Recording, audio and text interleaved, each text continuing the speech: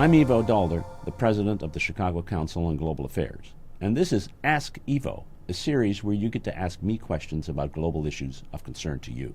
Lori asks on Twitter, why did Macron call NATO brain dead? That's a good and timely question. French President Emmanuel Macron, in an interview with The Economist, said the following: what we are currently experiencing is the brain death of NATO. So is NATO brain dead? No, far from it. Even today, over 20,000 soldiers are operating under NATO command in Afghanistan. In the Balkans, NATO continues to have forces in Kosovo to make sure that the peace that exists there is maintained. In the Mediterranean, in the Black Sea, in the Baltic Sea, NATO ships are making sure that security is maintained. In the Middle East, NATO is part of the coalition fighting ISIS.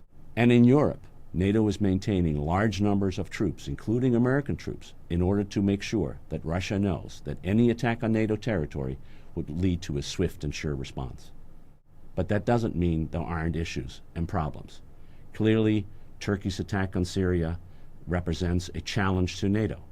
At the same time, President Trump's repeated questioning of America's commitment and its leadership of NATO has led to doubts not only in France but in other European countries about America's staying power. But NATO has faced crises before. It will weather this crisis as well.